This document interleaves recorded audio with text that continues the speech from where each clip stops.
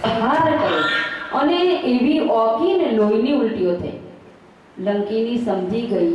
એણે તરત જ રાવણને સમાચાર આપવાનું મુનાસિબ માન્યું અને કહ્યું કે બ્રહ્માજીએ વરદાન આપેલું, લંકામાં એક વાનર આવશે, લંકિનીને જ્યારે પ્રહાર કરશે અને મોઢામાંથી લોહી ઓકશે ને તો માનવું કે રાવણનો કાળ ખૂબ નજીકમાં છે.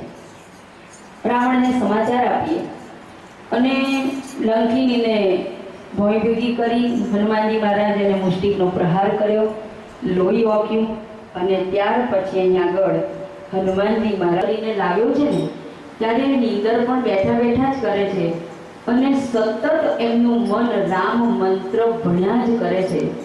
એમનું દર્શન માત્ર એમના ચરણ કમળમાં અને મન સતત રામના ચરણ કમળમાં, એથી વિશેષ એની ક્યાંય આજુબાજુ દ્રષ્ટિ પડતી નથી.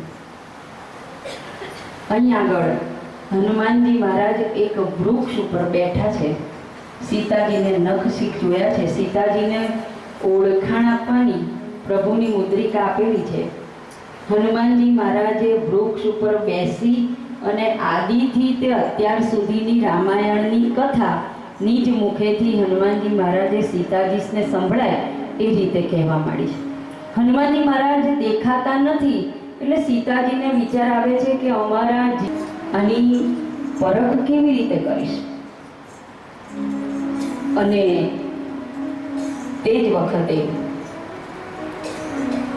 લંકિનીએ રાવણના દૂતો વડે સમાચાર મોકલ્યા કે મહારાજને સાવધાન કરો, બ્રહ્માજીના વરદાન અનુસાર એક વાનર અહીંયા આગળ આવ્યો છે, એણે મને મુષ્ટિકનો પ્રહાર કર્યો, મેં અશોક વાટિકામાં જતાં એને રોક્યો અને એણે મને આવી રીતે મારી અને લોહીની ઉલટી કરાવી છે, એટલે રાવણને સાવધાન કર્યો. રાવણ વળી પાછો મંદોદરી અને એના અનેક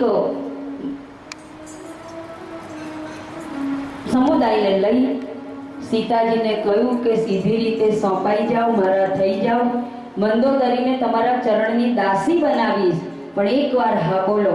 સીતાજીએ મનોમન વિચાર કર્યો. સમયની અવધિ આપી છે રાવણે અને સીતાજી તે જ વખત આંખ પણ ઊંચી કર્યા વગર રાવણ ગુસ્સાથી આવા શબ્દોના પ્રહાર કરી અને પગ પછાડતો પાછો જાય ત્યાં ત્રિજટા નામની રાક્ષસી, જેને સીતાજીનામાં જ ભક્તિમાં જ રસ નહીં. ત્રિજટા રાક્ષસી કોઈ બેન થોડી ધીરજ ધરો, આટલી બધી પરમાત્માને યાદ કરો છો તો ભગવાન તમારી પાસે આવ્યા વગર રહેવાના નથી. પણ થોડીક ક્ષણો વાપર્યો કે રામ અને સીતા વચ્ચે જ્યારે સંવાદ થાય ને, જાનકીજી વચ્ચે, એ બે વચ્ચે જે ઉપયોગ થાય ને એવો કરુણાનિધાન શબ્દ એ હનુમાનજી મહારાજે વાપર્યો ને એટલે જાનકીજીને લાગ્યું કે આ કોઈ ખાસ અંગત લાગે છે, તો જ અમારા જીવનની આટલી બધી નજીકની વાત જાણે. અને કરુણાનિધાને મોકલેલી આ મુદ્રિકા હનુમાનજી મહારાજે જ્યાં ફેંકી, લાલ નંગવાળી આ મુદ્રિકા હનુમાનજી મહારાજે ફેંકીને એની સાથે સીતાજીની પાસે જઈને પડી. સીતાજીએ મુદ્રિકાને જોઈ અને તે જ વખતે મુદ્રિકા જોઈને પછી કહ્યું, બેટા તું કોણ છે? જ્યાં બેટા શબ્દ કહ્યો ને હનુમાનજી મહારાજનું હૈયું પુલકિત થઈ ગયું. જે જાનકીજીએ પોતાના બે દીકરા લવ અને કુશને જન્મ તો પછી આપ્યો, પણ જાનકીજીનો સૌથી મોટો દીકરો એ હનુમાનજી તરીકે એમને પ્રસ્થાપિત કરેલા કે આ મારો સૌથી મોટો દીકરો. અને ભગવાન હનુમાનજી મહારાજ પણ એ જ રીતે મા સાથેનો વ્યવહાર એક દીકરો કરે એવો જ વ્યવહાર કરે. અને હનુમાનજી મહારાજે વિચાર કર્યો, માએ ફળ તોડવાની ના પાડી હતી, વૃક્ષ તોડવાની થોડી ના પાડી હતી. 10-15 વૃક્ષો તોડીને ઉખાડીને ફેંક્યા, ભોંય ભેગા કર્યા, રમસ્નાન કર્યું અને આખી અશોક વાટિકાને ઉજ્જડ કરી અને ફળો બેઠા હનુમાનજી ખાઈને અને પછી રાવણના દૂતોએ સમાચાર આપ્યા અને કહ્યું, હે દશાનન, આપણા લંકામાં એક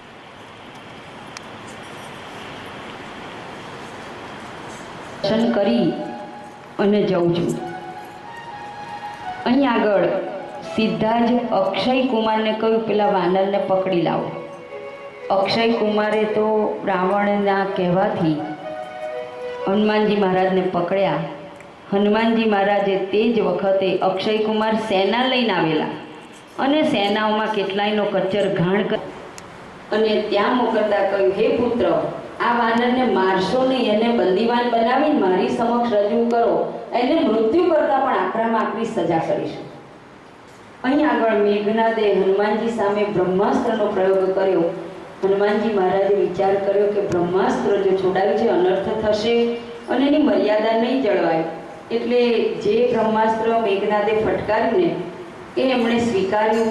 એમણે બ્રહ્માસ્ત્રના પ્રહારો વેઠ્યા અને મેઘનાદની ઘણી સેનાને હનુમાનજીએ પણ મારી.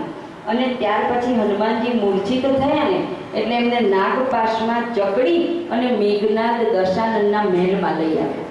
ત્યાં લઈને આવ્યા ને રાવણ દુર્વચનો બોલવા માંડ્યો અને તો સત્વરે પાછા સોંપી દે, શ્રી રામનું શરણ સ્વીકારી લે. મારા પ્રભુ તો શરણાગત વત્સલ છે, દયાના સાગર છે, એમના ચરણમાં જવાથી તારો ઉદ્ધાર નક્કી છે અને રામચંદ્રથી વિમુખ થનારનું કોઈ જીવન નથી. તું સમજી જા, આ જગતમાં હવે તારે કોઈ ઉપાય નથી સિવાય કે ભગવાનની શરણાગતિ. અને હનુમાનજી મહારાજના આવા વચનો સાંભળી રાવણ ક્રોધે ભરાયો. રાવણે તે ગઈકાલે પોથી પધરાવવા માટે 3001 રૂપિયાની બોલી બોલેલી હતી અને આપણે એમ વિચાર્યું હતું કે આવતીકાલે રાતના આખી રાત વિચાર કરી અને ભગવાનનું રસ સાહિત્ય આપણે સાંભળ્યા પછી પોથીને માથે લઈ અને આપણે ઘરે પધરાવી એવો વિચાર કરીએ તો કદાચ આજે કોઈ બેનને વધારે પ્રેરણા થઈ હોય, વધારે સ્ફૂર્ણા થઈ હોય.